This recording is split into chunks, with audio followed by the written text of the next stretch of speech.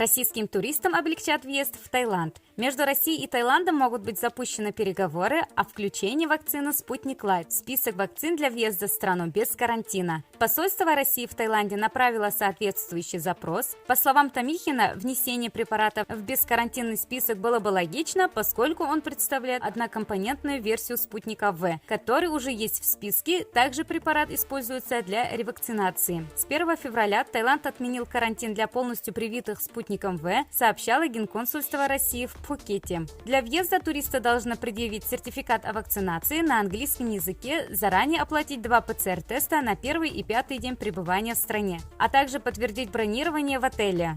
Как уже говорилось, что вакцинированных «Спутником В» Таиланд включил в программу «Песочница Пхукета» еще в сентябре. Эта форма въезда подразумевает обязательное 7-дневное нахождение в пределах определенных территорий. Также 1 февраля российских туристов допустили по программе в Test and Go. Более подробно я рассказывала, ссылка в описании под этим видео. Конечно же, добавление вакцины «Спутник Лайт» окажется в данном случае очень полезно для туристов. Друзья, как думаете вы? Напишите в комментариях, подписывайтесь на канал, если хотите быть в курсе последних событий в сфере туризма.